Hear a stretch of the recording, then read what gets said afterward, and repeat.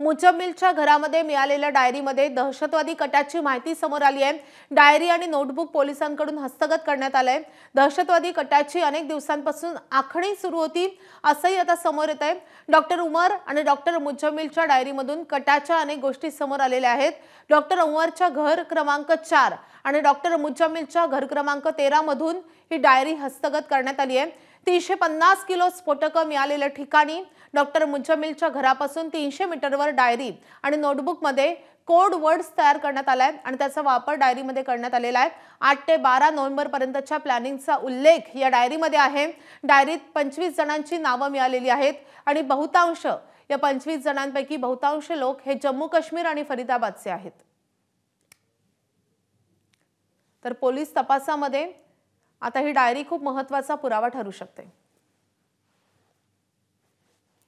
या संदर्भात अधिक अपडेट देण्यासाठी आपले प्रतिनिधी सोमेश कोलगे आपल्या सोबत आहेत। सोमेश, नेमके कुठले कुठले उल्लेख आहेत या सगळ्या डायऱ्यांमध्ये?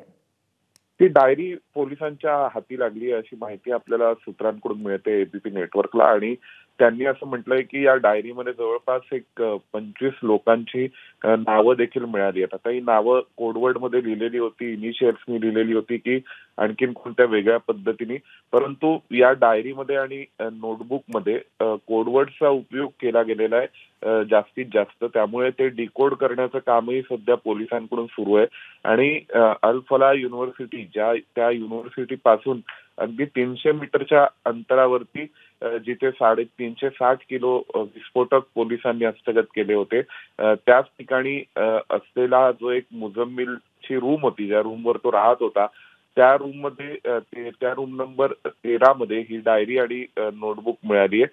तर या डायरीमध्ये आणि नोटबुकमध्ये कोडवर्डचा उपयोग केला गेलेला आहे आणि बरेचसे या गोष्टी लिहिलेल्या आहेत।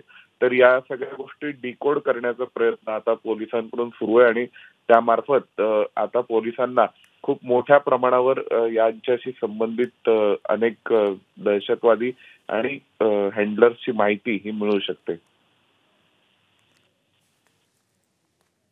तरी डायरी अनेक अर्थांनी महत्त्वाची ठरणार आहे या तपासामध्ये।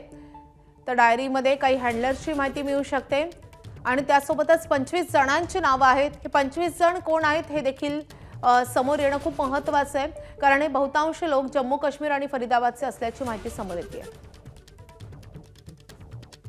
सोमेश, धन्यवाद या सगळ्या सविस्तर माहितीसाठी।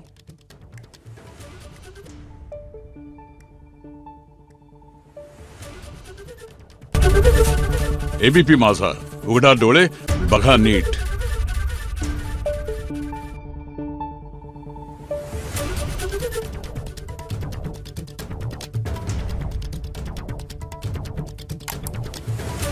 you